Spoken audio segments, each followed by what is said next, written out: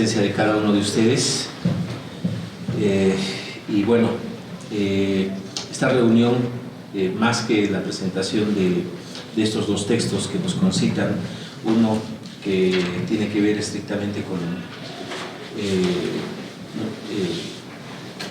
el Club Libro y Deporte Humberto Luna, y el otro sobre los amigos puneños de César Vallejo, va a ser una reunión más íntima, ¿sí? Donde vamos a conversar con el autor sobre algunos puntos que son muy interesantes dentro de la intimidad. Nos vamos a alejar un poco del formalismo convencional, del formalismo tradicional. Bien, yo he podido revisar, bueno, hemos hablado ya mucho sobre la trayectoria de José Luis Ayala. Para muchos es muy querido, muy respetado, y bueno, para otros también es muy cuestionado, porque la pregunta que nos hacemos siempre es cómo una persona ha podido producir tanta bibliografía. Ayala tiene 77 libros publicados, ¿no? Y 20 libros, es una amenaza, libros por publicarse. Muchos de esos libros son de vital importancia, dado que Ayala es uno de los iniciadores de los estudios sobre Churata, es uno de los iniciadores ¿no? de los estudios sobre Oquendo. Quizás creo no hacer mal en reconocer una especie de dualidad que tiene José Luis Ayala con Omar Aramayo, ¿no? Entonces, ambos pertenecen al mismo sistema solar, ¿no? Dividido en dos. Ambos son brillantes. Creo no estar cometiendo un pecado, dada también la distancia que existe hoy entre Omar y don José Luis Ayala. Pero vivimos en un escenario un poco conflictivo, muy egoísta, ¿no? Los puneños en especial somos muy envidiosos. José Luis Ayala es uno de los puneños más ilustres después de la generación de los Orcopata, que estuvo integrada por Churata, Luis de Rodrigo, Emilio Vázquez, Emilio Armaza, etcétera, etcétera, ¿no? Después de 1930 tenemos dos figuras que descollan, ¿no? La figura de Ayala y la figura de Aramayo. Hay libros vitales. Ayer Chano Padilla decía, ¿no? Rescataba algunos como Literatura y Cultura Aymara, 100 metros de biografía de Oquendo, pero con cierto temor balbuceaba algo y decía los estudios de Churata. Yo creo que es un justo reconocimiento decir de que Ayala, o gracias a Ayala, la obra de Churata ha llegado a los lectores que nacimos pues en la década del 80, ¿no? En los 90, en el 2000. Esa colección maravillosa que había sacado con Corpuno. Bueno, nos concita esta noche una reunión sobre estos dos libros. Yo voy a hablar brevemente, muy brevemente, porque quisiera, ¿no? que sea José Luis Ayala que nos explique algunos puntos vitales. ¿Quién fue Humberto Luna? Perdón, son tres textos. ¿Quién fue Humberto Luna? Humberto Luna fue compañero de Encinas en la Normal de Varones de Lima, ¿sí? Compañero de Moisés Yuchut, compañero de Telésforo Catacora, compañero de Francisco Chuquihuanca Ayulo. Estudiaron ellos en esta Normal, cuya dirección le encargaron al maestro Isidoro Poyle, que al mismo tiempo fue alumno de Helen Keller, una de las matrices del pensamiento para esa época contemporáneo, ¿no?, de lo que hoy se conoce como escuela activa, ¿no?, o también escuela nueva.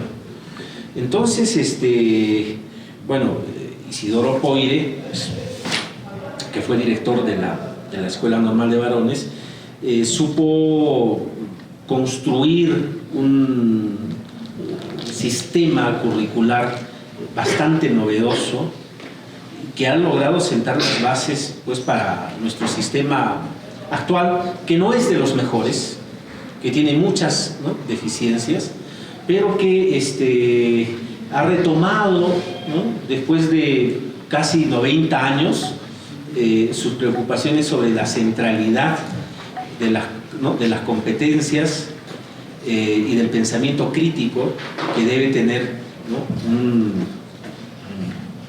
un sistema educativo, y cuya mirada esté centrada en la acción de los estudiantes, ¿no? No es constructivismo, ¿no? No es un movimiento psicopedagógico, por el contrario, ¿no?, tiene una mirada que hoy por hoy, pues, la conocemos como ¿no?, la mirada del tercer racionalismo crítico, ¿no?, la gran literacidad crítica que nuestro país no puede encontrar o no puede alcanzar, sobre todo a nivel de desempeños ¿no?, de los estudiantes y a nivel de logros de aprendizaje, que de un tiempo a esta parte, pues desde el año 2016, el Ministerio de Educación, con el nuevo Currículo Nacional de Educación Básica, ha puesto tan en boga, y que cuando nosotros revisamos, ¿no?, los sistemas que Isidoro Poire, el sistema curricular, ¿no?, que Isidoro Poire había desarrollado de 1905 a 1907, ¿no?, durante 2 años, no es nada nuevo, ¿no? Si nosotros analizamos los documentos y los testimonios, y sobre todo el diario que escribe Encinas, porque la Escuela Nueva, un ensayo de Escuela Nueva en el Perú, ¿no?, que es uno de los libros cimeros de José Antonio Encinas, es un diario de maestro. Encinas recoge ahí, ¿no?, su experiencia, ¿no?, en la Escuela 881, ¿no?, las anécdotas con sus estudiantes, la forma como él, ¿no?, planifica una sesión, ¿no?, los viajes que hacen, ¿no?, irse a Huerta Guaraya hoy en día, pues no es nada nuevo, ¿no?, pero para esa época era un viaje con todas las expectativas que nosotros no podemos disfrutar. Recuerden ustedes de que hace muy poco Covisur acaba de destruir todo un corredor arqueológico, ¿sí?, en Huerta Guaraya. Nadie dijo nada, ¿no? Muchos de esos restos están guardados en el sótano de un hotel. Han publicado el Ministerio de Cultura, ¿no?, yo lo he dicho siempre abiertamente, ¿no?, ha publicado un libro con Covisur, pero que la cultura, la arqueología hoy en día no significa nada, pero en el libro de Encinas sale, ¿no?, de un viaje de campo, ¿no?, un viaje de estudio, ¿no?, y un viaje de campo a Huerta Guaraya, y hacen registros, ¿no?, y los estudiantes publican en una revista que se llama El Amigo de los Niños, ¿no?, Amigo de los Niños, ¿no?, el resultado de esa excursión, de ese viaje de estudios. Es interesante. Humberto Luna pertenece a esa generación de maestros, y Humberto Luna, ¿no?, es designado para ser director, ¿sí?, del Colegio San Carlos, del Colegio Nacional San Carlos. En el Colegio Nacional San Carlos él crea una normal, ¿sí?, que va a funcionar, pues, de acuerdo a un horario que no se cruce, digamos, con el horario de estudios regulares de los estudiantes de educación básica, que no se cruce con las actividades de los internos del Colegio San Carlos, ¿no?, porque era una especie de internado, y hace toda una innovación, ¿no? Muchos de sus estudiantes lo recuerdan, pero Humberto Luna muere muy joven, y muchos de sus estudiantes eran huancaneños, moeños, colimeños, y este libro que rescata José Luis Ayala se divide en 2 partes. Algo que para nosotros los historiadores es muy valioso es el poder trabajar con documentos de primera fuente. Que cada vez pues, el acceso a estos documentos son muy difíciles, la lectura es muy difícil, uno tiene que hacer estudios de paleografía, uno tiene que diseñar, tiene que escrutar nuevos mecanismos de interpretación que superen las bases epistemológicas que habían originado los estudios microhistóricos. Entonces, Ayala ha recuperado un libro de actas de este club de exalumnos del maestro Humberto Luna, ¿sí? Un libro de actas que es valiosísimo. Yo me he quedado completamente sorprendido, no quiero profundizar en un análisis. En este libro de actas, los socios de este club dan cuenta, ¿sí?, de las conferencias que dan en Huancané, Carlos Oquendo de Amat, ¿sí? ¿No? Estuvo en tal día el señor Carlos Oquendo de Amat, ¿sí? El 1 de enero de 1927 dio una conferencia sobre tal, ¿no? Hacen un resumen, ¿no? Y firman los asistentes, y firma también Oquendo, ¿no? Firma, ¿no? Aparecen otros documentos donde, ¿no? El doctor Chuquihuancayulo, ¿no? Dio una conferencia, ¿no? El señor Julio Cuentas, el señor Belisario Aguilar. Es un libro maravilloso, es un libro de actas, es un documento de primera fuente. El libro presenta una versión facsimilar del libro de actas, ¿sí? Entonces, este libro va a servir para reescribir la historia de muchos procesos indigenistas, ¿no? La historia de las élites locales. Es un libro maravilloso, ¿sí? Y en la segunda parte está una transcripción paleográfica del mismo. Tiene un breve estudio, ¿sí?, que nos ayuda a contextualizar el periodo y el escenario social en el que este club, ¿no?, de libro y deporte Humberto Luna tiene acción. Es un estudio valioso y, pues bueno, el libro es de primera fuente, ¿no? Hay muchos lampeños ¿no?, intelectuales que visitan, ¿no?, Huancané. Casi toda la élite puneña, toda la élite intelectual puneña participa, da conferencias, etc. Bueno, todo eso está en este libro. Ahora, yo me quedo realmente atónito porque hay muchos datos que no conocíamos, pero los datos, si no son interpretados, quedan como datos.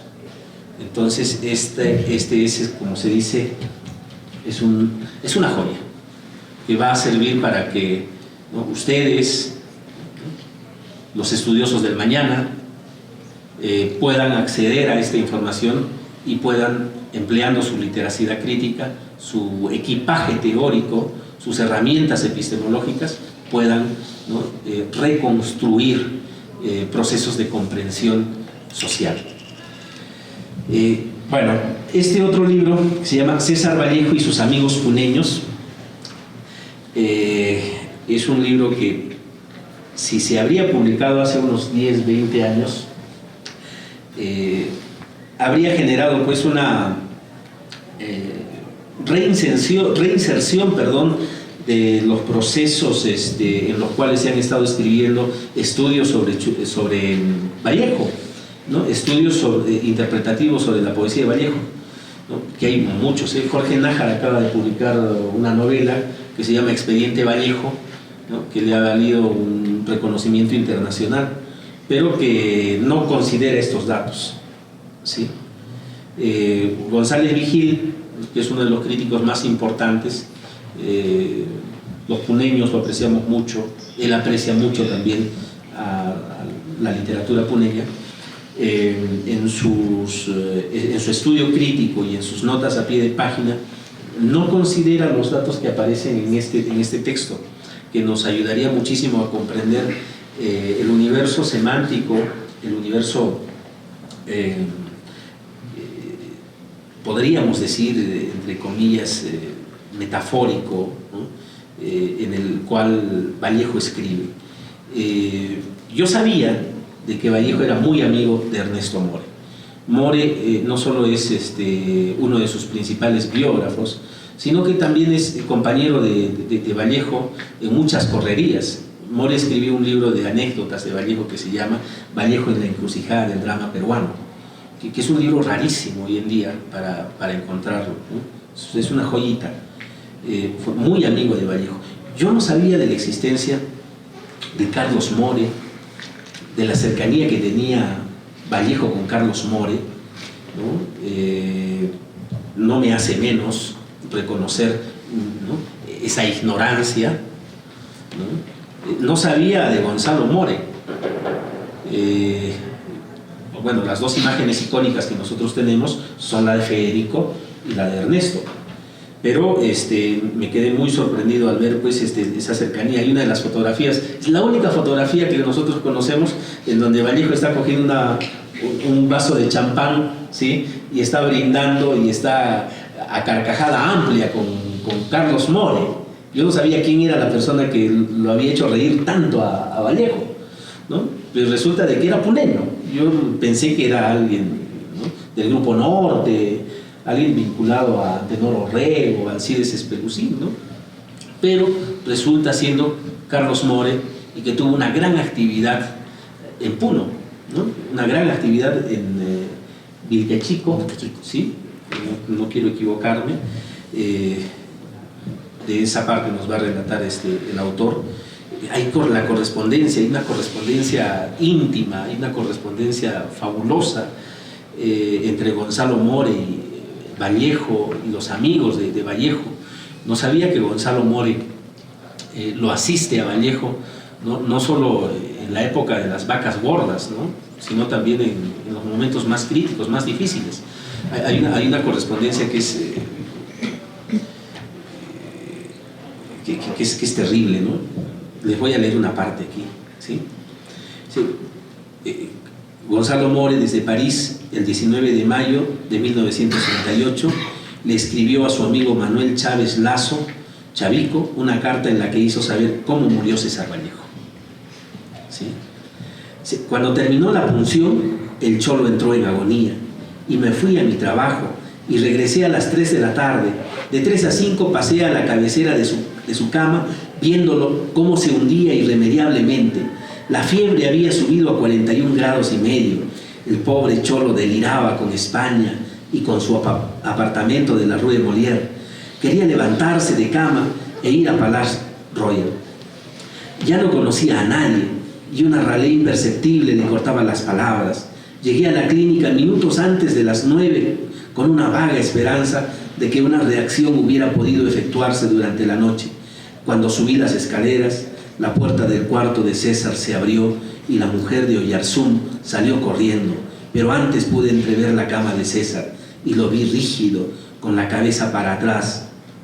Hacían 5 minutos que había muerto. Y hay correspondencia de esa naturaleza, ¿no? Es bastante íntimo. Entonces, pero ni Ernesto, ni Carlos, ni Gonzalo fueron amigos de Vallejo. Carlos Oquendo también. Recuerden ustedes que Oquendo estudiaba en el Colegio Guadalupe y en el mismo colegio César Vallejo era profesor, era maestro, ¿no? La correspondencia con Alejandro Peralta, con José Macedo Mendoza. Yo no conocía mucho a José Macedo Mendoza, ¿no? Fue diputado por, ¿no?, Carabaíno, muy amigo de Vallejo, comunista. Hay correspondencia en este libro también muy, muy interesante. ¿No? Emilio Armaza, una diatriba con Churata. Hay una diatriba muy interesante. Hay una pelea entre Churata y Vallejo, ¿no? Vallejo escribe un texto en el que hace reflexiones sobre cómo las estéticas europeas que están vinculadas a la vanguardia son reproducidas como una especie de calca, ¿sí? Hoy en día pues le diríamos copia, ¿no? Y bueno, ¿no? Sostiene Vallejo pues de que los latinoamericanos, en especial los peruanos, no creamos nuevas estéticas. Lo único que hacemos son reproducir estéticas hegemónicas, estéticas europeas, ¿no? Pero la respuesta de Churata es terrible. Churata No es un escritor pasivo, no es un intelectual pasivo, le hace una respuesta lapidante, ¿no? Y Vallejo responde, ¿no? Entonces hay noticias de esas diatribas y de otras correspondencias, entre ellos, yo no sabía que Germán Patrón Candela era puneño, yo sinceramente, con mucha vergüenza lo digo, yo soy profesor de literatura, tengo 17 años de ejercicio en la universidad, he viajado a muchos países dando conferencias sobre Churata, pero no me había percatado de que uno de los estudiosos sobre el proceso Vallejo, ¿no? Porque Patrón Candela fue juez, ¿sí? En Trujillo, ¿sí? Escribió un libro, recuperó todo el proceso de Vallejo, ¿sí? ¿No? Todo el expediente lo ha recuperado y lo publicó hace años, ¿no? Y bueno, es un especialista solamente en el proceso judicial de César Vallejo, ¿sí? Y yo no me había percatado de que este especialista en el proceso judicial de Vallejo era puneño y que tenía ciertas filiaciones además, ¿no? Que es muy interesante. Y bueno, hay documentos que José Luis Ayala ha recuperado aquí, y bueno, hay documentos de José Portugal Catacora. El segundo libro es completamente solo y sin esdrújula. Este libro es increíble. En ese periodo Gonzalo More se hace amante de Anaïs Nin. Anaïs Nin fue mujer de Henry Miller, ¿sí? Es una no solo connotada feminista, sino que Henry Miller escribe El Trópico de Cáncer, El Trópico de Capricornio, ¿sí? Es el premio Nobel de literatura, etc. Hacen un triángulo amoroso, ¿sí? Este otro amigo de Vallejo, hermano de Federico More, hermano de Ernesto More. Entonces, muchas de las escenas más eróticas, más lascivas, ¿no? que se encuentran en los diarios de Anaïs Nin y que están también en este libro, se deben a ese triángulo amoroso. Bueno, yo los invito a leer estos libros, no solo con un espíritu crítico, sino sobre todo con pasión, con mucha pasión. Voy a cederle el micrófono a Waldo Gómez, que le va a dar otra mirada, y después vamos a tener de plato de fondo las confesiones íntimas de don José Luis Ayala. Buenas noches, saludos a José Luis Ayala, yo lo conocí en el diario Los Andes cuando llevaba sus artículos de vez en cuando todavía estaba en vida a San Martín Sancho Pineda. Tenía una relación especial que José Luis. Bueno, no sé si a toda la amable audiencia que está aquí, completamente solo y sin esdrújulas. César Vallejo y sus amigos, Club Libro y Deporte, Humberto Lund, son en sí un valioso aporte sociológico en la pluma de José Luis Ayala Osasuna. Los documentos reales en tiempos contemporáneos parecen ser conceptos polares y de ciencia ficción. No estamos hablando de connotaciones ideopolíticas. Es más, el autor no hace valoraciones ideológicas ni políticas. Solo transmite vivencias y relatos históricos desde un punto de vista neutro. Entonces, estamos hablando de testimonios que pueden ser contrastados e interpretados desde la lupa que deseemos analizar. En este caso específico, según Humberto Eco, las designaciones cinematográficas son infinitas y su organización resulta por demás difícil. La lengua natural, con sus operaciones metalingüísticas, nos ayuda en esa tarea, pues la imagen, para ser identificada, necesita ser nombrada, y ciertamente los elementos puestos a la vista del lector en estos textos podrá organizar su sentido lógico para luego exponer su vertiente de opinión, aún siendo añeja esta información.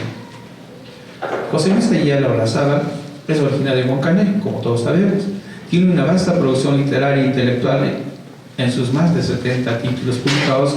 Trató de emitir a su público lector desde la poesía, ensayo, cronista, narrador, articulista, el quehacer cotidiano. Presentó poesía infantil, que incluso está dentro del currículum nacional. Poesía bilingüe, aymara, español. Los lectores de Ayala no pueden desmerecer la cronovela Huancholín o el testimonio desgarrador de este cautiverio y agonía sin fin de Fernando Túpac Amaru, cuyo insumo es una joya que tranquilamente podría ser línea básica de un proyecto cinematográfico. No existe metacódigo en la pluma de José Luis Ayala Olazábal. Cada lector puede interpretar los mensajes a su gusto y condición. Esa base en la información podría ser el inicio de un proceso de investigación de acuerdo a la especialidad del lector en estas obras. Por ejemplo, los registros históricos del Club Libro y Deporte de Humberto Luna, donde el autor rescata el acta fundacional. Nos hemos quedado sorprendidos el por qué no se dejó registro sobre las ponencias magistrales que debió evocar el defensor de los indios Chuquihuanca. Pero este solo texto es valioso para que sociólogos y antropólogos y otros profesionales inicien con sus proyectos de tesis y hoy, en pleno siglo XXI, podamos entender cómo fue la vida de nuestros hermanos del Ande peruano, porque existe un hilo conductor común en los pueblos sojuzgados por los hispanos. El proceso de la comunicación contemporánea es digital, no cabe duda, pero para los amantes de la buena lectura siempre será un compañero constante un libro. Es aquí donde tiene relevancia la carta de Georgiel Pilipar de Vallejo, que textualmente dice: procedo a devolver el cheque que usted giró a su amigo César Vallejo por el mismo banco, en el entendido que hubiera sin duda servido de mucho para aliviar su enfermedad. Debo decirle a propósito, los médicos no supieron de qué murió su amigo César Vallejo. Falleció sin que él supiera tampoco de qué. Esta y muchísimas anécdotas pueden ser leídas y analizadas por los lectores en completamente una semana, un día, un mes, un año, y completamente solo y sin esdrújulas registra todo una comunicación intertextual de este gran bate. Conozco sobre la trayectoria de José Luis Ayala Olazábal de boca del maestro Samuel Frisancho Pinedo. Sé que desde su adolescencia ya publicó poemas cuando era estudiante en San Ambrosio, San Carlos. Incluso logró aplausos y enemigos desde su inicio. Lejos de ser un alumno aplicado, fue un hereje en medio de curas. Pertenecer a la generación de los 70, partícipe de la promoción intelectual Carlos Oquendo de Amat, con raíces eminentemente andinas y aymara de sangre. Ellos se evidencian con César Vallejo y sus amigos puneños, conmemorando los 100 años de los heraldos negros. Cada texto publicado por Ayala tiene un argumento basado en hechos reales y que, con su visión de connotar mensajes, saca a flote su amor por el terruño que lo viera nacer. De novelista, ensayista, narrador, etc. Ayala es, sin lugar a dudas, un yatire consumado, un historiador y sociólogo con discurso literario. Nunca se botará del análisis toda su producción intelectual. No necesitamos lanzar más loas, solamente leer estas publicaciones que a continuación nos presentó el maestro José Luis Ayala Olazábal.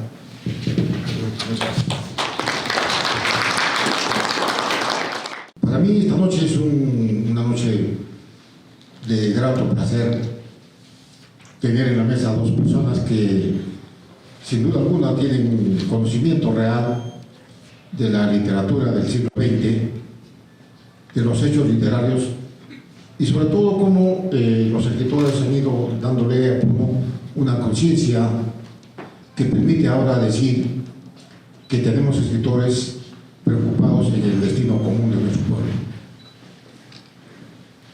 Yo tuve la suerte de conocer en Lima a José María Arguedas, y José María Arguedas me aconsejó que saliera de Puno. Y efectivamente viajé a Lima y le busqué a Ernesto More. Y Ernesto More me dio una carta para decir el Lieve, que fue muy amiga de no solamente Vallejo, sino de toda la generación del siglo pasado. Generación de escritores como Antonín Artaud, el propio César Vallejo, Guillén, Neruda, Huidobro, muy distante de Anaïs Nin, pero muy amiga de Alejo Carpentier. Desirée Lieben era una mujer militante del Partido Comunista y naturalmente en las reuniones asistía a Vallejo. Como ustedes saben, Vallejo estuvo varias veces en España y hay un discurso célebre de Vallejo donde empieza diciendo, ¿no? Un científico dijo: denme un punto de apoyo y yo moveré el mundo. Y el escritor tiene un punto de apoyo que es la palabra. Este famoso discurso de Vallejo fue muy celebrado y a base de ese discurso político también Vallejo fue acusado de subversivo, y cuando volvió a París se inscribió como militante del Partido Comunista y Vallejo fue expulsado de Francia. Todos estos hechos de relación de amistad entre Desirée, Vallejo, Ernesto More, Gonzalo More, Hugo Blanco, Mario Vargas Llosa, Julio Ramón Ribeiro, Alberto Quintanilla, Gerardo Chávez, todos los exilados, todos los presos políticos en el Perú estaban en relación con Desirée Lieben. Y cada uno relataba diferentes anécdotas y diferentes formas de haber trabajado, vivido, y muchos estaban en las cárceles del Paraguay, estaban en Argentina. Había muchos presos, como 70 presos. Y el preso más célebre para Desirée era Héctor Béjar, y que estaba enfermo de UTA. Pero Desirée le enviaba medicina de laboratorios franceses para que se curara la UTA. Y efectivamente en la cárcel Béjar logró vencer a la UTA a través de la amistad con Desirée. Entonces, ese privilegio de haber vivido casi todos los sábados en la casa de Desirée me valió de mucho. He escuchado muchísimas anécdotas de Anaïs Nin, de Ernesto More, y también supe del suicidio de un poeta, de un pintor muy joven que se llamaba Buenaventura Ayala. Y también estuve cuando llegaron los armacanquis, ¿no? Cuando hicieron una huelga y cuando se enfrentaron, cuando el SUTE se enfrentó al gobierno de Velasco Alvarado.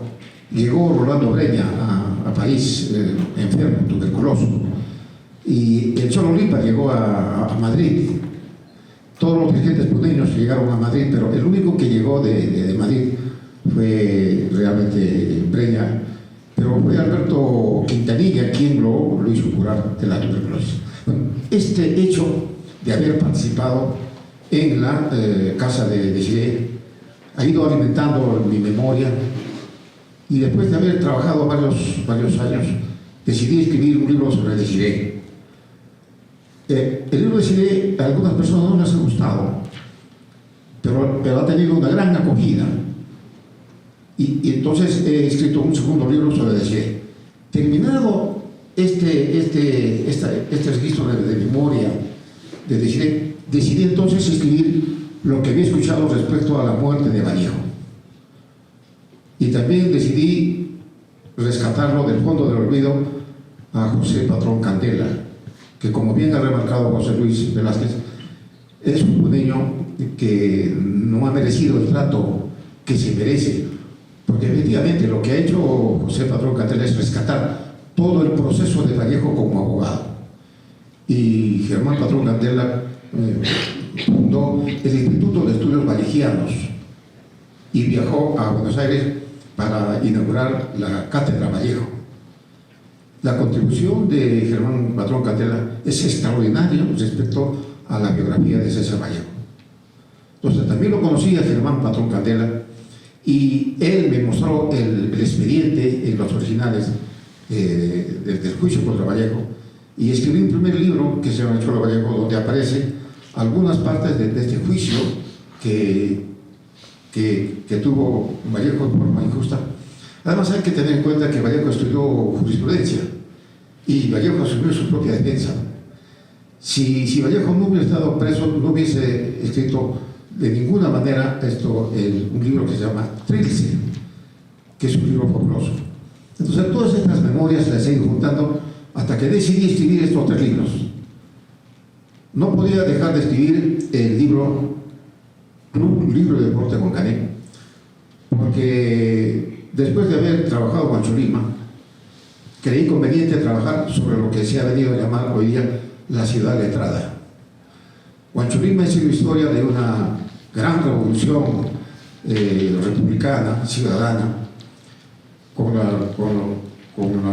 precursores ideológicos como el mismo Ezequiel Urbiola. Y cuando trabajé sobre Vallejo y sus amigos tuneños, me acordé de los estertores de Vallejo, los últimos momentos de Vallejo. Resulta que era una noche de bohemia y llegó un viejo anarquista, Joaquín Quintana, visiblemente mareado, con 2 botellas de vino y un pollo muy agradable. Y le dijo: decir, yo no he venido a emborracharme, te regalo este par de vinos para tus hambrientos, para tus hijos y este pollo. Y nos comió. Y no quiso recibir ni un vino más. Y dijo: me voy. Entonces Decir le dijo: que te acompañe alguien. ¿Estás mareado? No, dijo: no, me voy. Acompáñalo. Entonces yo lo acompañé a Joaquín. ¿Y dónde me llevó? Me llevó al Dantón, un enorme, hermoso bar que queda en el Boulevard San Germán de Tulle. Lindo. Y comienza a contarme y me dice: oye, ¿y tú sabes las últimas palabras de Vallejo? No. ¿Conoces la carta de Ernesto de Gonzalo Mores? Sí. ¿Pero tú sabes qué decía Vallejo al final? No. Y me contó todo lo que, como las últimas palabras de Vallejo, los últimos instantes de la vida de Vallejo. Ese es el registro que se llama Completamente Solo y Sin Estructuras. Cuando Vallejo cayó enfermo, no quiso que la legación peruana, cuyo representante era Mariano H. Cornejo, interviniera para que lo curara, porque decía: ¿cómo un marxista leninista bolchevique como yo va a recibir el apoyo de un gobierno fascista como es Benavides? Le consiguieron un pasaje para que regresara Vallejo a Perú. Vallejo recibió la plata y se fue a Moscú y no vino al Perú. Y en las cartas que Vallejo les escribía a sus amigos decía: pero si llego al Perú me van a meter otra vuelta preso, porque después que lo liberaron de la cárcel de Trujillo, Vallejo continuó con el juicio, y cuando vino a Lima el 30 de diciembre de 1914, cuando ya había terminado los heraldos negros, estaba Vallejo todavía en una situación sumamente precaria. No tenía con qué vivir Vallejo. Es salir en la Sequía Alta, donde lo conoció a Alejandro Peralta. Y Alejandro Peralta dice: Vallejo era una roca pensante. Y entonces dije: si tengo el testimonio de Alejandro Peralta, tengo el testimonio también de Anaïs Nin, como lo ha señalado José Luis Velázquez. Son 20 tomos de la vida erótica de Anaïs Nin. Gonzalo no ha registrado su biografía, pero está registrado a través de los 20 tomos de Anaïs Nin. Durante muchos años no se conocían los últimos textos de Anaïs Nin, y ella dijo: se publicará solamente 30 años después que yo muera. Se cumplió 30 años y publicaron en la editorial Ciruela, en México, los 20 números de las memorias de Anaïs Nin. Entonces yo me lo compré pues al día siguiente, ¿no? Y cuenta Anaïs Nin cómo es Puno, y todo, Consuelo le cuenta todo, cómo era su papá, cómo era su mamá, cómo era la hacienda Chingora, cómo era la hacienda Miraflores, cómo era el régimen de Leguía, y todo está registrado, todo Puno está registrado en las memorias de Anaïs Nin. Yo no creo que ningún historiador puneño deje de leer las memorias de Anaïs Nin. He escrito como 3 o 4 artículos, Puno y Anaïs Nin, Puno y Gonzalo More, Puno y la época de las haciendas, que he publicado a través de un blog que Aniel me tuvo la generosidad de sugerirme que publicara estos textos, y gracias a esos textos ya se han conocido los temas que he ido desarrollando. Entonces, estos 3 libros están relacionados con la memoria.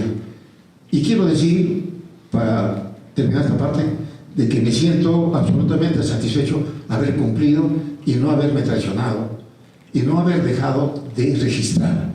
Hubiera sido grave, hubiese tenido un grado de conciencia grave si es que estos 3 libros no lo hacían.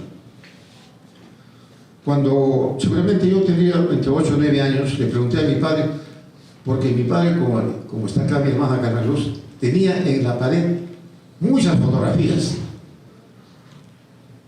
y encima eran cartones, y encima muchas fotografías, todo el ambiente está lleno de fotografías.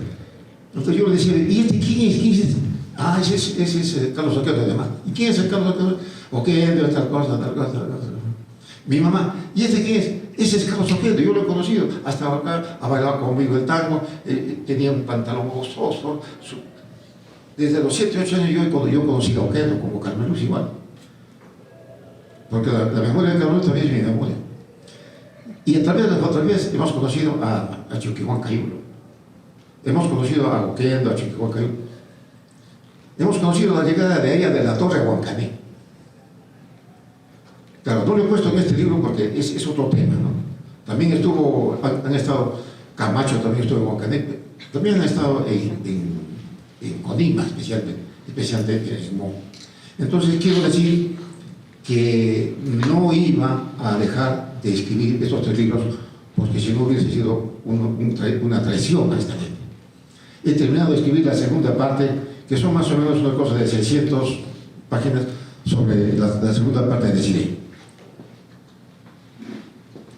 En efecto, este libro que se llama Club Libro y Deporte Humberto Luna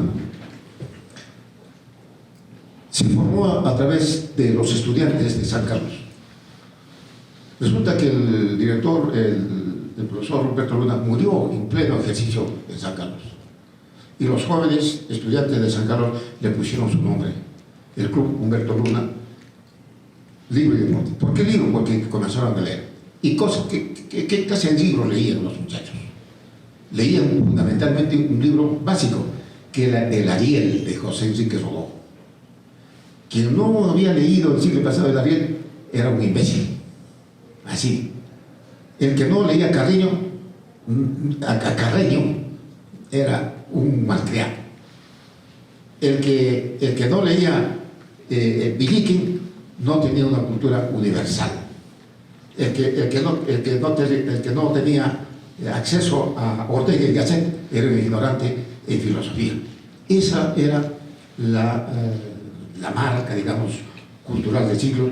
Y estos muchachos que tenían entre 11 y 15 años leyeron esos textos y conformaron un Club Libro y Deporte Humberto Luna. Desarrollaron efectivamente una gran actividad, y como bien se ha remarcado, lamentablemente no hay registro de lo que dijeron los disertantes. Hubiera sido interesante que hubiesen registrado la intervención de Oquendo, por ejemplo. Y yo estaba pensando sobre qué les habló Oquendo. Oquendo en ese entonces era un marxista, era un militante del Partido Comunista, y seguramente su discurso era político. Igualmente el discurso político, doctrinario, indigenista, sin duda alguna de Chuquichuancayulo. un discurso marxista-leninista de Abraham Valdés, una intervención de Mario Franco Hinojosa, una intervención de Mateo Jaica. Estos muchachos se formaron con esa mentalidad hasta que se produjo un hecho cruel y difícil. Se fundó el Partido Comunista y se fundó el Partido Aprista. Y ahí cada uno se orientó a distintas formas de pensar. Pero esta formación de los jóvenes dio un gran resultado. Fíjense, había un soldado que después aprendió a tocar corneta y después fue jefe de la banda del cuartel de Huancaní, apellidada Yupanqui, y nació en la comunidad de Apota. Y Moisés Yupanqui salió del cuartel y se hizo socialista y fue el primer alcalde del Perú que llegó por Izquierda Unida. Era casi un analfabeto, pero tenía un gran sentido político. Los huancaneños, como se dice entonces, los mistes huancaneños hicieron una sesión y lo votaron, lo subrogaron. ¿Por qué? Porque el alcalde era un analfabeto. Entonces Izquierda Unida, con Barrante Lingán, con Hugo Blanco, con Espinosa, en fin, fueron a Huancanepa, ¿no? ¿Y a quién le dijeron que lo repongan? Al comandante. Pues decía el señor comandante que lo ha votado al alcalde, usted no puede permitir. El comandante le dijo que venga y lo repuso al alcalde, el comandante del ejército. El segundo comunista alcalde fue Hugo Guainaki. Pero también el primer alcalde fue el Oso Flores. Y después también otro alcalde aprista de comisión aprista fue también de origen campesino, por supuesto, ¿no? Ramos. Entonces, ese resultado, fíjense, de la lectura de los jóvenes, dio nacimiento a un movimiento político sindical extraordinario que todos ellos, estos alumnos, luego llegaron a ser docentes de educación primaria y ellos fundaron el SUT juntamente con Horacio Ceballos. Y yo recuerdo muy bien, por ejemplo, a Juan Carpio Mostajo, un gran dirigente que tenía el segundo año de primaria, pero que era un gran maestro. El magisterio estaba formado por eso, pero es un resultado del Club Lidio en Cuartel de Humberto Luna. En lo que se refiere al libro Los amigos de More, los amigos de Vallejo, el primer amigo de Vallejo fue, sin duda alguna, Ernesto More. Lo conoció en diciembre, el 30 de diciembre de 1912, en una librería que More estaba acompañado de Ángela Ramos. Vallejo se enamora después de Ángela Ramos, ¿no? Y le dice, no, usted ha llegado tarde. Y Ángela Ramos le dijo, no puedo aceptarlo como enamorado. Y Vallejo dijo, yo siempre llego tarde. Y luego la segunda persona física que lo conoció a Vallejo fue Alejandro Peralta. Eran muy amigos con Alejandro Peralta. Hay cartas entre Alejandro Peralta y Vallejo que han sido registradas. Sin duda alguna, el amigo que más lo conoció y que más lo asistió fue Gonzalo Mori. Es difícil que un historiador puneño haga la biografía de dos escritores puneños si es que, lo digo de nuevo, no lee los 20, ahora debe tener 25, 26 tomos de los diarios de Anaïs Nin, porque en todos está Gonzalo Mora, porque Gonzalo Mora convivía con Anaïs Nin, y también Anaïs Nin era al mismo tiempo era mujer de Otto Gabels, que también convivía con Anaïs Nin. Anaïs se despachaba cuatro enamorados al día y no pasaba nada. Vivió con su padre y escribió un libro que se llama Incesto, y ahí cuenta cómo hace el amor con su padre y la manera como se enamora, porque Anaïs Nin es hija de Joaquín Nin, es un gran músico cubano, pero Joaquín la dejó a Anaísa cuando tenía 8 años y se fue por todo el mundo porque era un gran músico. Y cuando volvió a París, le encontró a Anaís, que era una jovencita de 23 años, linda Anaís, ¿no? Y se fue a vivir con su papá. Y tiene un libro que se llama Incesto. Es una cosa increíble la forma como describe cómo se hace el amor con un padre, Anaïs Nin. Es una literatura erótica extraordinaria, ¿no? Entonces, los registros que hace Anaïs Nin es el testimonio de las reuniones donde asiste no solamente Vallejo, asiste Alejo Carpentier, pero ¿quién está en el centro? Pablo Neruda. Neruda es el que llama a todos. Neruda es el que convoca a todos. Resulta que un día una tarde que vivía en París, tocaron la puerta, y le dije, ¿quién es? Y dijo, José Macedo Mendoza. Abrí la puerta y estaba acompañado por Virgilio Palacios, que volvían de Checoslovaquia para conseguir plata para hacer una película sobre Tupac Amaru. Entonces yo dije, yo vivo acá como un estudiante pobre. No, yo he vivido acá años en París, no te preocupes. Y dijeron, no, tienes que darnos un sitio, una silleta para dormir, porque nosotros no vamos a pagar hotel, no tenemos plata para el hotel. Y tenemos que ir contigo donde comes y donde almuerzas, porque tampoco tenemos plata. Pero Macedo Mendoza es un hombre con plata, con dinero, y se quedaron. Y comenzamos a conversar sobre Puno, sobre San Carlos, sobre las... Y yo no sé si José Macedo Mendoza haya dejado su memoria, no conozco. Fue diputado por Puno y después también fue senador por Puno. Y tenía un excelente, muy amigo de Vallejo, muy amigo de Carpentier, muy amigo del negro Nicolás Guillén. Resulta de que la Pasionaria volvía de Moscú después de 25 años de exilio para ir a España y fue elegida diputada, como ustedes saben. Entonces Macedo Mendoza, después que yo regresaba de la universidad, me esperaba para entrar a mi cuartito y dormir ahí. Y me dijo, oye, Cholo, ¿no sabes una cosa? La Pasionaria en París. No le creo, doctor. Sí, me dijo, tenemos que ir. ¿Cómo tú? ¿No sabes quién es la Pasionaria? Le dije, no sé mucho. No, yo te voy a contar. Y entonces me contó. Y dijo ahora, ¿cómo hacemos para entrar a un poder mutualité? Porque solo entran los sindicalistas. Y fuimos donde diré. Y le dijo, ya, yo los consigo. Entonces fuimos Virgilio Palacios, José Macedo Mendoza y yo. Adelante habían sillas vacías y todo lo de atrás ya estaba lleno, llegamos tarde. Entonces estaban muy lejos, ya parados. Entonces dijo Macedo Mendoza, adelante hay 4 sitios, vamos, nos sentamos.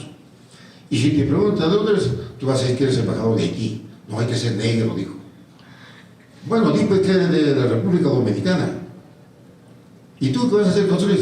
Yo pediré que soy de Bolivia, ya de Bolivia, muy bien. Usted, señor, embajador de Bolivia. Usted, señor, de Nicaragua. Usted, señor, ¿de dónde dice? De Nicaragua. ¿Existe Nicaragua? Sí, ¿cómo no vas a ver? Nos quedamos. Entra Pablo Neruda, entra la Pasionaria, Jean-Paul Sartre, Simón de Beauvoir, entra Pablo Picasso, entra este preso político toda la vida que estuvo preso desde niño, no recuerdo su nombre en este momento, un gran poeta. Bueno, y de repente Neruda lo ve pues a Macedo, le dice, oye, Cholo, ¿por qué no has venido a visitarme?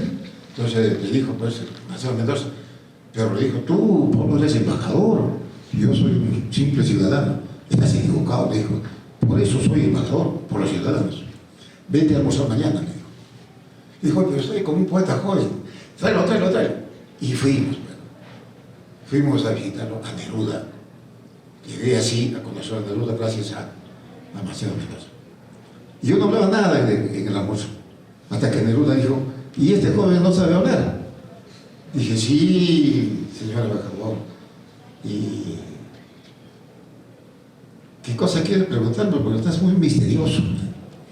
Y dije, usted sabe, señor embajador, la relación que usted tuvo con Vallejo, ¿no? Y yo quiero escuchar de usted de primera persona, porque hay muchos infundios que le han inventado a usted que no lo quería Vallejo. Hay tres anécdotas. Primero, que usted le quitó el pasaje para que no viajara a Madrid. Ese es uno. Y luego usted se opuso para que Vallejo hablara. Eso han dicho muchos críticos. Y luego usted no le asignó un trabajo del Partido Comunista a Vallejo, sabiendo que Vallejo no tenía nada, no tenía que comer. Y dijo, es una mentira. Y a Vallejo yo siempre lo he querido. Y dijo, Vallejo es el poeta que tiene una voz personal inigualable, inimitable y perdurable. Ninguna voz se parece a la de Vallejo. Ninguna. Mi voz, yo creo que se parece a la de Guatuillo, mi voz. Lo reconozco. Pero la voz de Vallejo no se parece a ninguno.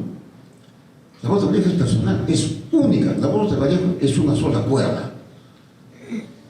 Y Vallejo no tiene imitadores, no tiene hijos, Vallejo, porque es imposible imitarlo.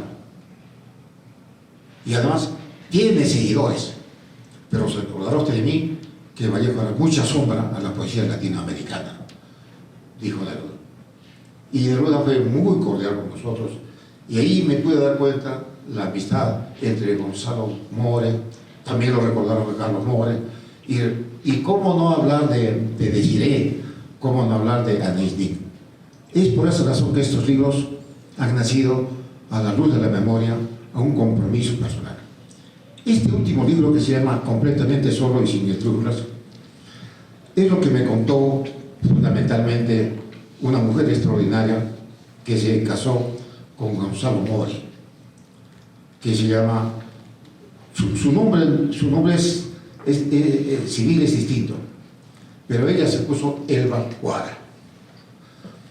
Yo quiero contarles esta noche de que he viajado 2, 3, 4, 5 veces al Cusco, porque si yo encontraba la partida de Elba Guara, me hubiese ganado un sitio en la historia de la literatura latinoamericana, porque todo el mundo busca la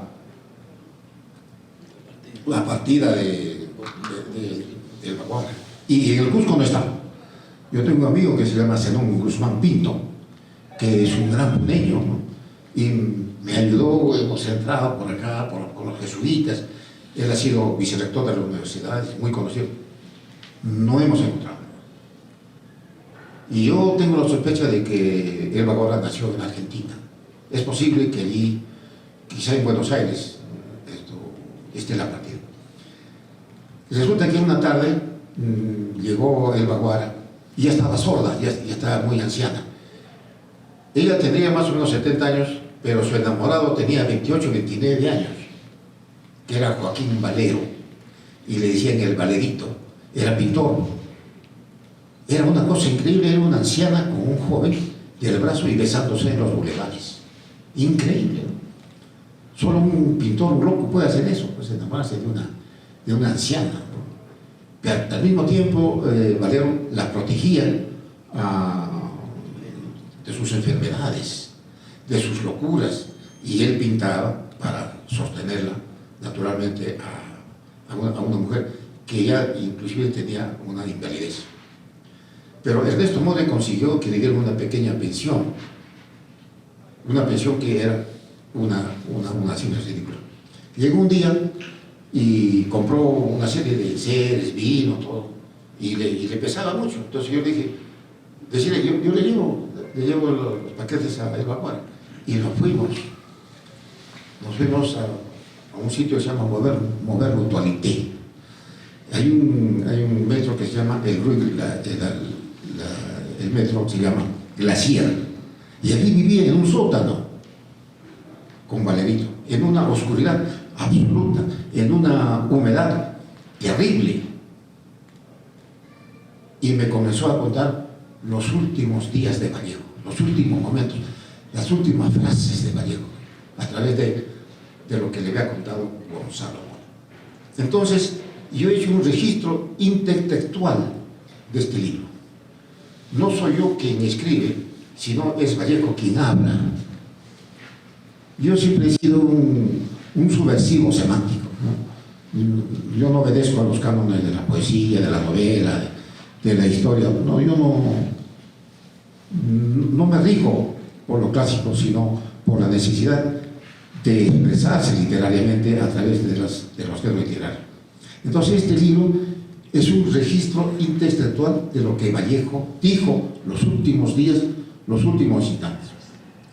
En una lectura que hice acerca de la muerte de Freud señala de que cuando uno se muere es una especie de película que se rompe y comienza a rodar hacia atrás.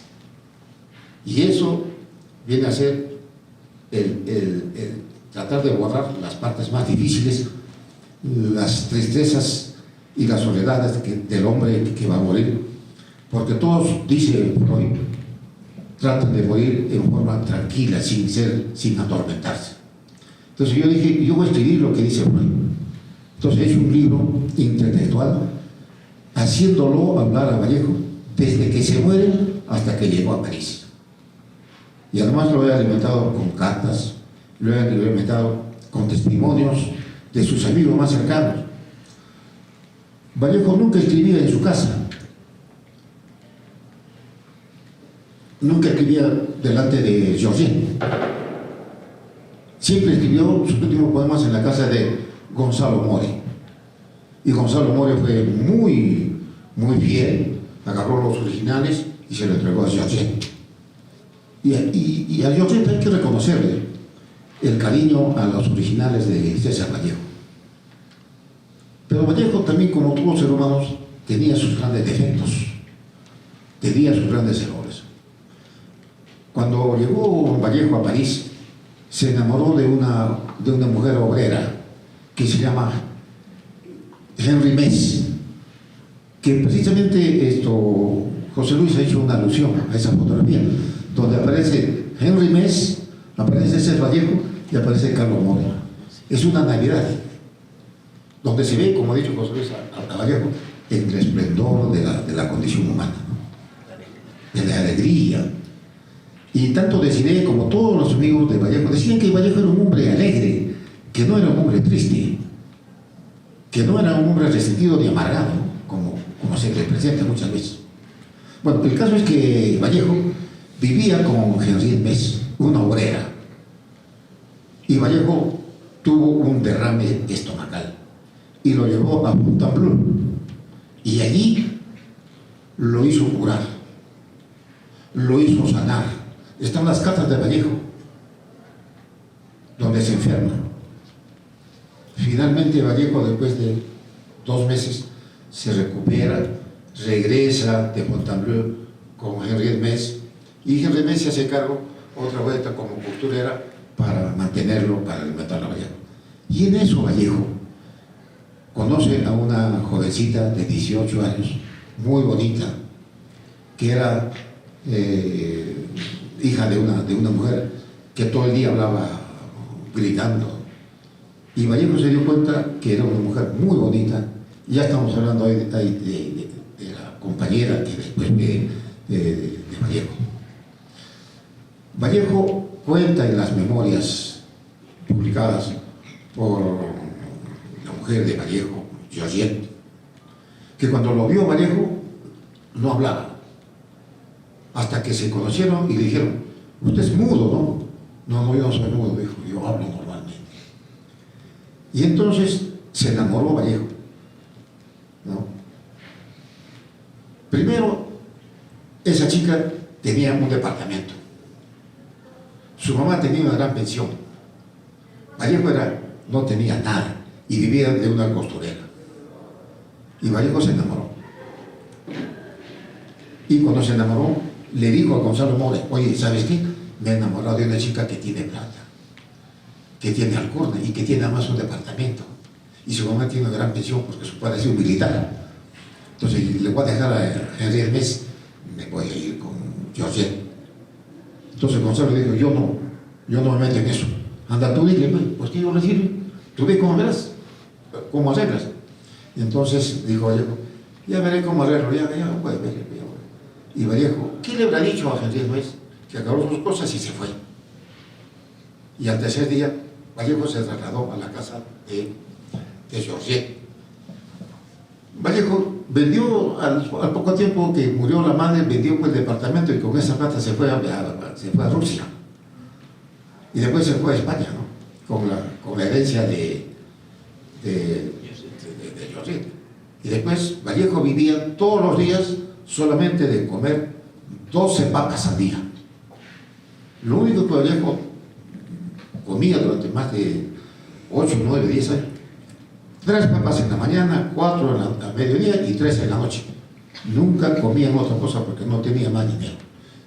Es cierto que recibía dinero cuando colaboraba con, por ejemplo, revistas de Norteamérica, con el norte, pero era una economía precaria. Cuando lamentablemente Javier Abril publicó un libro sobre Vallejo, dijo que Vallejo había muerto de sífilis, un gran infundio, ¿no? Y todo el mundo decía, Vallejo ha muerto de sífilis. Era una cosa terrible. Pero esto poco a poco se ha ido disipando. Hasta que el hijo de José Carlos Mariátegui, Javier Mariátegui, viajó a París, entró a la clínica y sacó todo el recetario, historial clínico, y escribió una crónica sobre Vallejo, ¿no? Tú conoces ese texto. ¿Y qué cosa dijo Mariátegui? Que Vallejo había muerto de hambre. Y todo el mundo protestó. ¿Cómo dices eso? Efectivamente, Vallejo murió de hambre. En este libro aparece la presencia de Mariano H. Cornejo y también aparece la presencia de Raúl Porras Barrenechea. Todavía no se ha hecho un homenaje en Puno a Raúl Porras Barrenechea por la presencia de Raúl Porras Barrenechea en la enfermedad de Oquendo. Porque cuando Oquendo llegó al hospital San Carlos, muy enfermo, el primero que se interesó sobre la enfermedad de Oquendo fue Raúl Porras Barrenechea. ¿Por qué? Porque Raúl Porras Barrenechea fue su profesor en el Colegio Guadalupe, profesor de literatura. Raúl Porras Barrenechea intervino realmente en forma extraordinaria frente a la agonía y lo hizo enterrar a Oquendo en Navacerrada, ¿no? Gracias a José Luis Velázquez Carabel. Yo voy a publicar un segundo libro sobre Oquendo y ahí hay muchos testimonios respecto a la muerte de Oquendo y la forma como lo enterraron y la forma como intervino sobre todo Raúl Porras Barrenechea.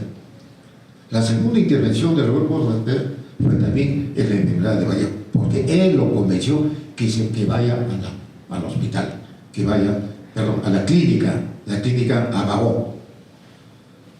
Todo lo que le estoy contando está en estos libros. Hubiese tenido yo una carga de conciencia si no lo hubiese publicado. Hubiese tenido un gran remordimiento sabiendo tantas cosas sobre Vallejo y sus amigos.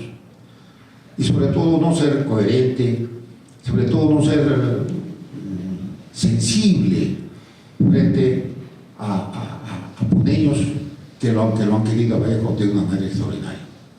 Yo creo que a partir de estos libros se podrá investigar y se podrá ahondar muchísimo más, porque hay mucha documentación todavía en torno a Vallejo. Y más aún todavía si este año se cumplen 100 años de los Heraldos Negros.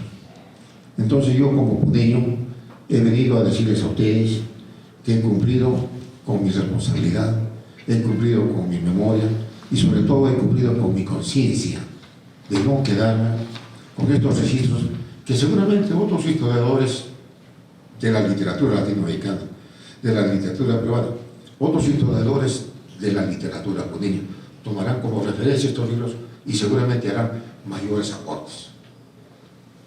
En lo que se refiere a Vallejo y Desiré, he terminado un libro de más o menos 400 páginas, lo publicaré no sé cuándo. cada cierto tiempo, mis hijos me dicen, ¿ya has terminado tu libro? Sí, antes que te mueras tienes que publicar, me dicen mis hijos. Nosotros no vamos a publicar los 20 libros, tú tienes que publicar. Entonces he dicho, voy a hablar con mis amigos, uno para que publique, uno por uno aunque sea. Y entonces, yo tengo 78 años. Entonces me dicen, si vas a publicar un libro por año, mejor publica 3, porque no te vas a, ni se te ocurra morirte a los 90, porque nosotros vamos a gastar.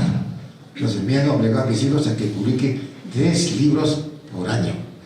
Entonces les he dicho, pero si me vas a escribir 4, no, primero publica lo que tienes. Entonces pero es un apoyo moral de mis hijos.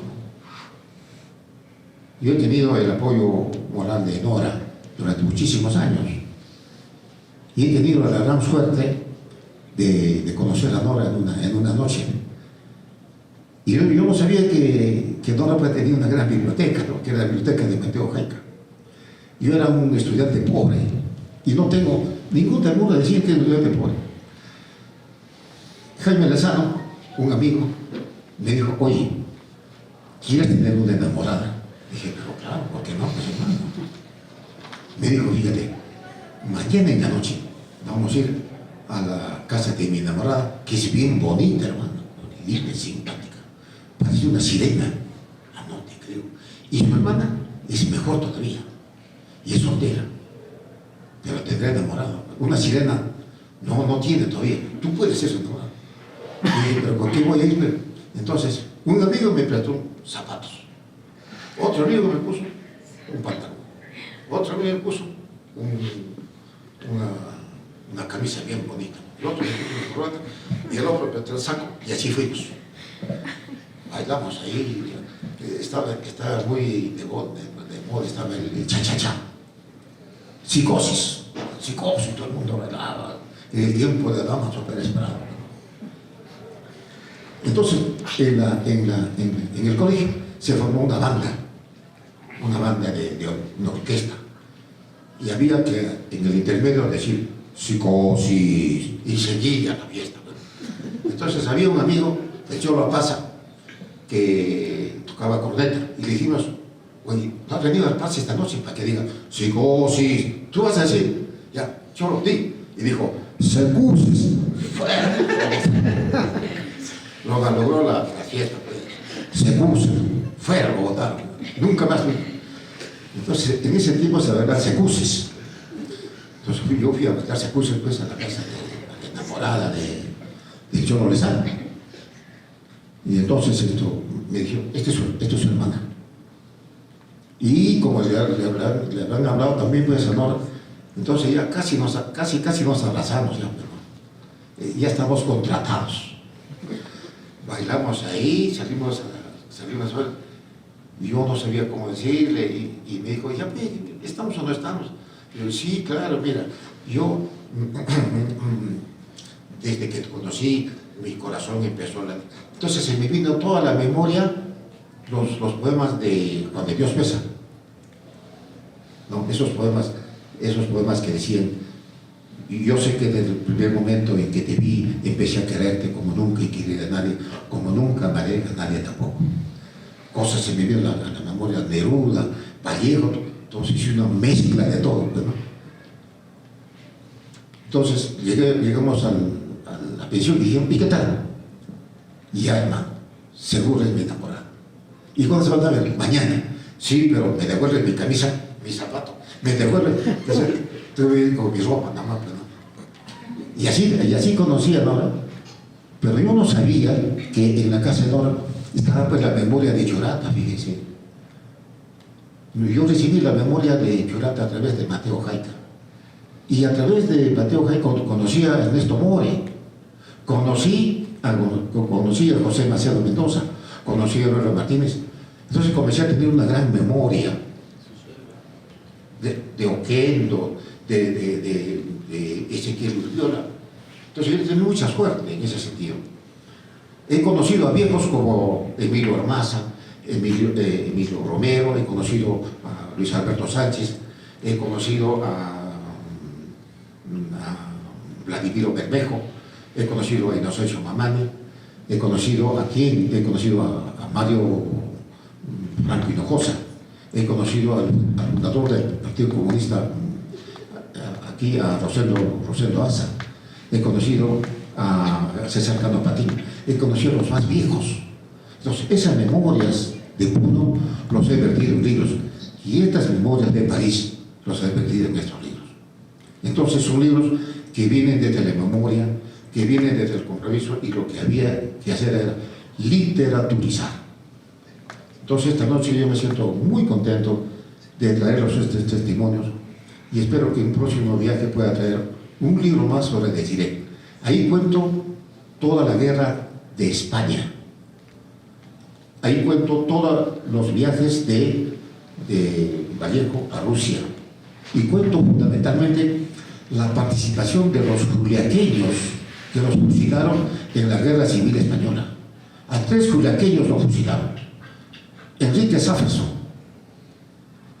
Pedro Figueroa y Antonio Ticona. A los 3 los fusilaron en la Guerra Civil Española. Están en el informe de la Guerra Civil, juliaqueños. No murió ni un puneño. Murieron 5 o 6 de Santiago de Chuco, de la tierra de Vallejo, y 2 de Trujillo. En las memorias de Naidín aparece la biografía que les he hecho a ellos. Yo espero que al año, en junio o julio, cuando pueda tener un poco más de dinero, porque cuesta muchísima plata publicar un libro, aunque cada vez es mucho más fácil, mucho más barato. Al año traeré el libro de Desiré para completar la biografía de los puneños en la Guerra Civil Española.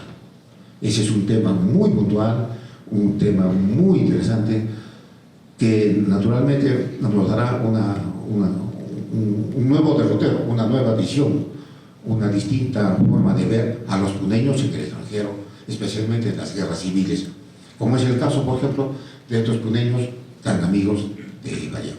En fin, podría contarles otras anécdotas más, pero yo creo que estos libros de alguna manera llenan un vacío, y que sin duda alguna los nuevos historiadores de la literatura puneña, de la historia puneña, tendrán estos textos de referencia para hacer trabajos de mayor envergadura, porque ahora sí tienen acceso a través del internet, a través de los archivos.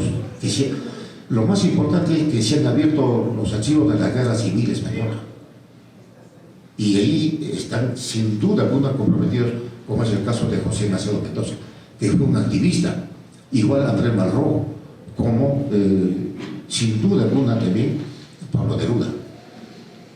Es curioso, y hemos pagado carísimo el hecho de que muchos españoles, los intelectuales españoles, fueron destinados al Perú, y Benavides no los dejó entrar en el Callao y se fueron a Buenos Aires. Y Buenos Aires, después de la Guerra Civil Española, tuvo un gran desarrollo cultural. Ahí se fundó la editorial Losada. Los intelectuales españoles llegaron a Buenos Aires, no llegaron a Lima. México, Buenos Aires, efectivamente, como dice José Luis, especialmente en esta parte de América. Y Argentina tuvo una gran editorial, la editorial Losada. Fue la primera vez que se publicaron y se tradujeron los libros, especialmente de Jean-Paul Sartre, de Simón de Beauvoir. Y eso lo hizo Losada, y que tenía en Lima una sucursal cuya directora era Marta Portal. Hemos tenido de esa manera, hemos perdido la oportunidad de tener intelectuales de primer nivel que se fueron a la Argentina. Sin embargo, fue Damaso Alonso quien en la Universidad de Buenos Aires instauró la Cátedra Vallejo, y que contribuyó muchísimo fue Germán Patrón Candela.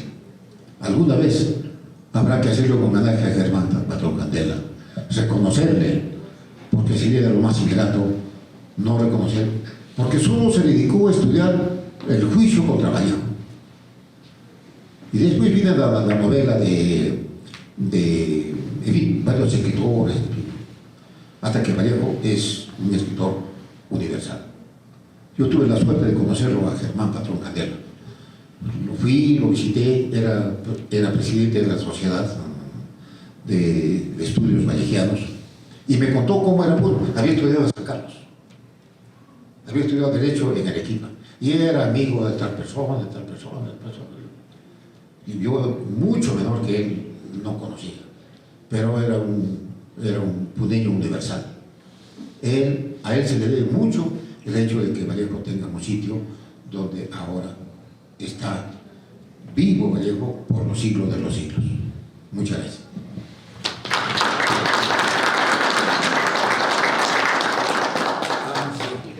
Así, verdad, me he olvidado de decir. Y les he traído los 3 libros, ¿no?, en una suma simbólica. Yo sé que todo el mundo tiene ese dinero y mi hermana les va a vender, de manera que ella le puede rebajar. Bueno, nuevamente muchas gracias a cada uno de ustedes y bueno, ya para despedirnos, ya sabemos que los libros están a disposición de todos. Un voto de aplausos para don José Luis.